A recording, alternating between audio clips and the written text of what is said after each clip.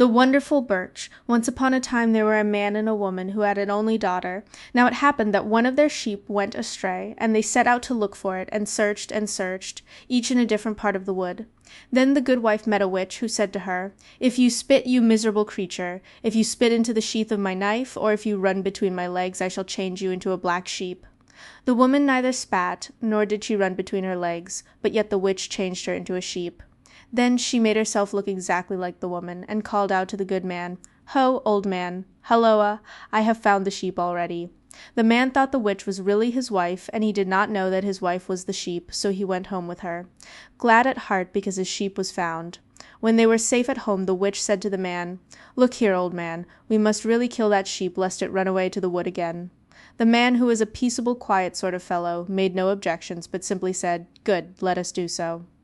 The daughter, however, had overheard their talk, and she ran to the flock and lamented aloud, "Oh, dear little mother, they are going to slaughter you." "Well, then, if they do slaughter me," was the black sheep's answer, "eat you neither the meat nor the broth that is made of me, but gather all my bones and bury them by the edge of the field." Shortly after this they took the black sheep from the flock and slaughtered it. The witch made peas soup of it, and set it before the daughter. But the girl remembered her mother's warning. She did not touch the soup, but she carried the bones to the edge of the field and buried them there. And there sprang up on the spot a birch tree, a very lovely birch tree. Some time had passed away, who can tell how long they might have been living there, when the witch, to whom a child had been born in the meantime, began to take an ill will to the man's daughter, and to torment her in all sorts of ways. Now it happened that a great festival was to be held at the palace, and the king had commanded that all the people should be invited, and that this proclamation should be made: "Come, people all, poor and wretched, one and all blind, and crippled though ye be, mount your steeds or come by sea." And so they drove into the king's feast all the outcasts, and the maimed, and the halt, and the blind, in the good man's house too. Preparations were made to go to the palace. The witch said to the man, "Go you on in front, old man, with our youngest. I will give the elder girl work to keep her from being dull in our absence."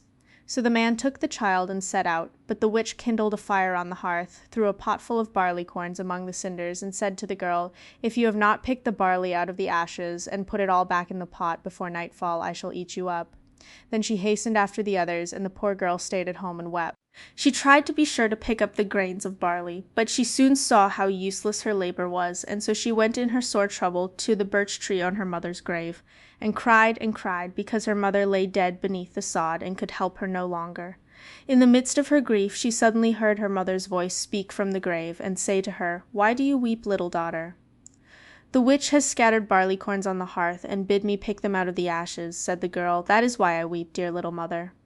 "Do not weep," said her mother consolingly. "Break off one of my branches, and strike the hearth with it crosswise, and all will be put right." The girl did so. She struck the hearth with the birchen branch, and lo, the barleycorns flew into the pot, and the hearth was clean. Then she went back to the birch tree and laid the branch upon the grave. Then her mother bade her bathe on one side of the stem, dry herself on another, and dress on the third. When the girl had done all that, she had grown so lovely that no one on earth could rival her. Splendid clothing was given to her, and a horse with hair partly of gold, partly of silver, and partly of something more precious still. The girl sprang into the saddle and rode as swift as an arrow to the palace. As she turned into the courtyard of the castle, the king's son came out to meet her, tied her steed to a pillar, and led her in. He never left her side as they passed through the castle rooms, and all the people gazed at her and wondered who the lovely maiden was, and from what castle she came, but no one knew her. No one knew anything about her. At the banquet the prince invited her to sit next him in the place of honor, but the witch's daughter gnawed the bones under the table. The prince did not see her, and thinking it was a dog, he gave her such a push with his foot that her arm was broken. Are you not sorry for the witch's daughter? It was not her fault that her mother was a witch. Towards evening the good man's daughter thought it was time to go home, but as she went her ring caught on the latch of the door, for the king's son had had it smeared with tar. She did not take time to pull it off, but, hastily unfastening her horse from the pillar, she rode away beyond the castle walls as swift as an arrow. Arrived at home, she took off her clothes by the birch tree, left her horse standing there, and hastened to her place behind the stove. In a short time the man and the woman came home again too, and the witch said to the girl, "Ah, you poor thing, there you are to be sure you don't know what fine times we have had at the palace. The king's son carried my daughter about, but the poor thing fell and broke her arm." The girl knew well how matters really stood, but she pretended to know nothing about it, and sat dumb behind the stove. The next day they were invited again to the king's banquet. "Hey, old man," said the witch, "get on your clothes as quick as you can. We are bidden to the feast. Take you the child. I will give the other one work, lest she weary." She kindled the fire, threw a pot full of hemp seed among the ashes, and said to the girl, "If you do not get this sorted, and all the seed back into the pot, I shall kill you." The girl wept bitterly. Then she went to the birch tree, washed herself on one side of it, and dried herself on the other, and this time still finer clothes were given to her, and a very beautiful steed. She broke off a branch of the birch tree, struck the hearth with it, so that the seeds flew into the pot, and then hastened to the castle. Again the king's son came out to meet her, tied her horse to a pillar, and led her into the banqueting hall. At the feast the girl sat next him, in the place of honor, as she had done the day before, but the witch's daughter gnawed bones under the table, and the prince gave her a push by mistake, which broke her leg. He had never noticed her crawling about among the people's feet. She was very unlucky. The good man's daughter hastened home again betimes, but the king's son had smeared the doorpost with tar, and the girl's golden circlet stuck to it. She had not time to look for it, but sprang to the saddle, and rode like an arrow to the birch tree. There she left her horse and her fine clothes, and said to her mother, "I have lost my circlet at the castle. The doorpost was tarred, and it stuck fast." "And even had you lost 2 of them," answered her mother, "I would give you finer ones."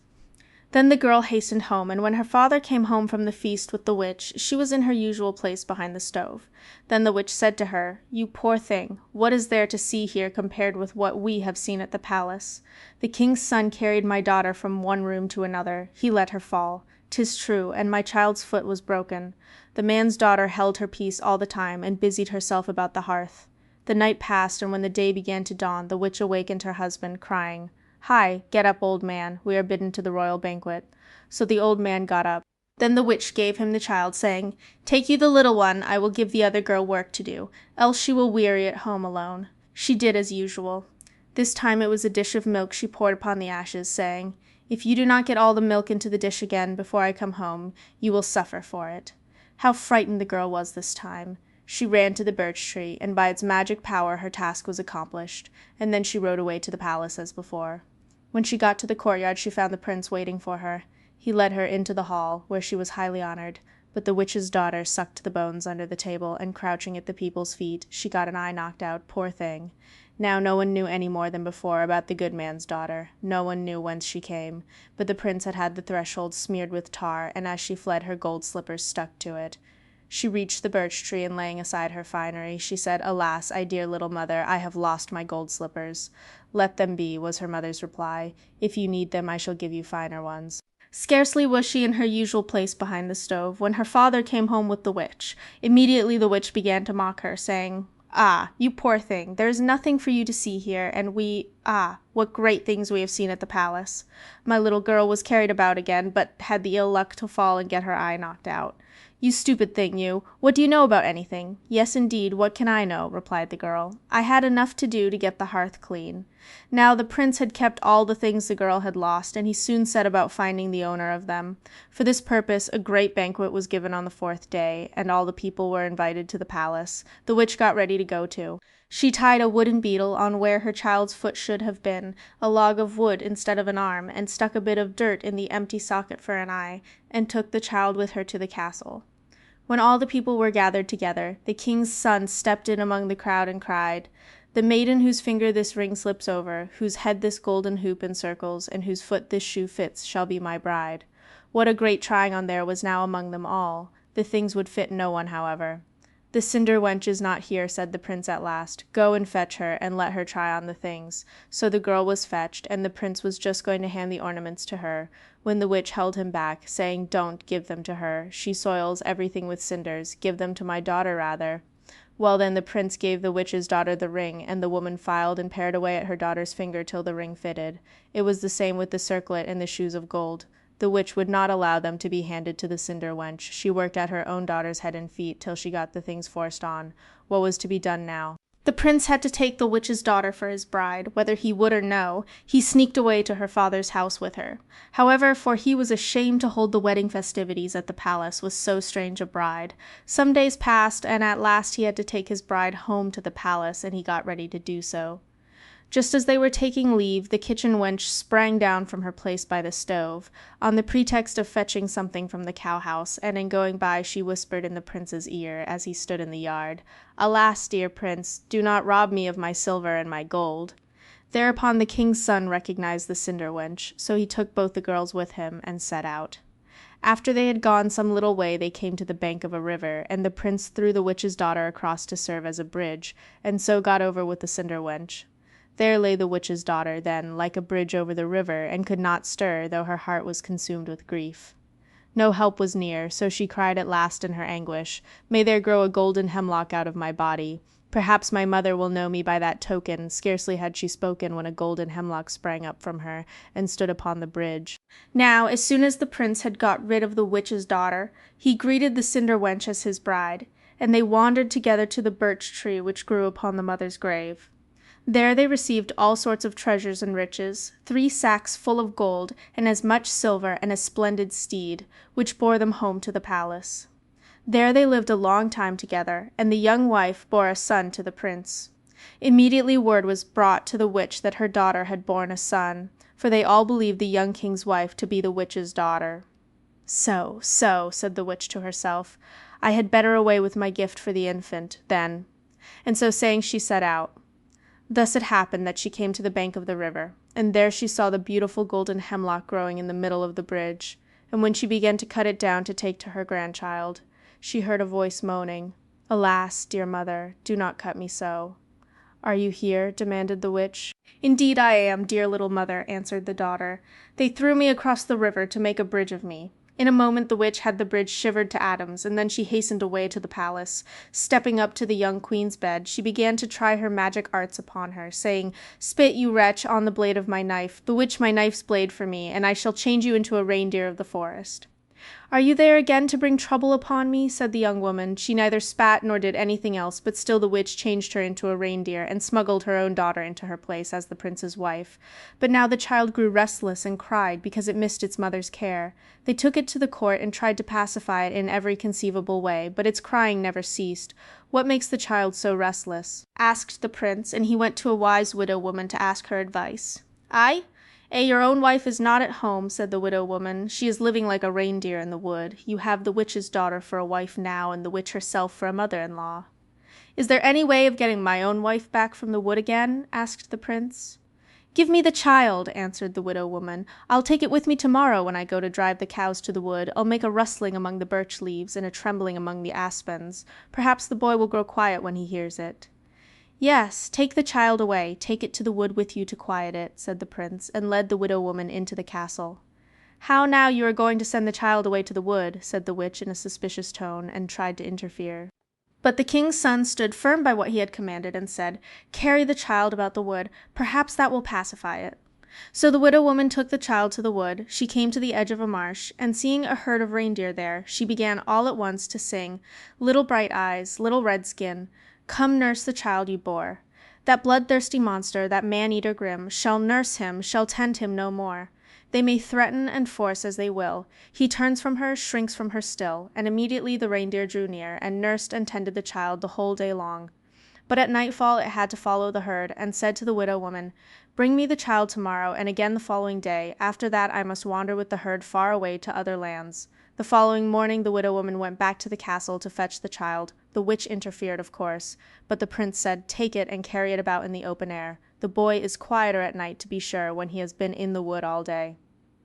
So the widow took the child in her arms and carried it to the marsh in the forest. There she sang as on the preceding day, "Little Bright Eyes, Little Red Skin, come nurse the child you bore. That bloodthirsty monster, that man-eater grim, shall nurse him, shall tend him no more. They may threaten and force as they will, he turns from her, shrinks from her still." And immediately the reindeer left the herd and came to the child, and tended it as on the day before. And so it was that the child throve till not a finer boy was to be seen anywhere. But the king's son had been pondering over all these things, and he said to the widow woman, "Is there no way of changing the reindeer into a human being again?" "I don't rightly know," was her answer. "Come to the wood with me, however. When the woman puts off her reindeer skin, I shall comb her head for her. Whilst I am doing so, you must burn the skin." Thereupon they both went to the wood with the child. Scarcely were they there when the reindeer appeared and nursed the child as before. Then the widow woman said to the reindeer, "Since you are going far away tomorrow, and I shall not see you again, let me comb your head for the last time as a remembrance of you." Good. The young woman stripped off the reindeer skin, and let the widow woman do as she wished. In the meantime the king's son threw the reindeer skin into the fire unobserved. "What smells of singeing here?" asked the young woman, and looking round she saw her own husband. "Woe is me, you have burnt my skin. Why did you do that?" "To give you back your human form again." "Alack-a-day, I have nothing to cover me now, poor creature that I am," cried the young woman, and transformed herself first into a distaff, then into a wooden beetle, then into a spindle, and into all imaginable shapes. But all these shapes the king's son went on destroying till she stood before him in human form again. "Alas, wherefore, take me home with you again," cried the young woman, "since the witch is sure to eat me up." "She will not eat you up," answered her husband, and they started for home with the child. But when the witch wife saw them, she ran away with her daughter, and if she has not stopped, she is running still, though at a great age. And the prince and his wife and the baby lived happy ever afterwards.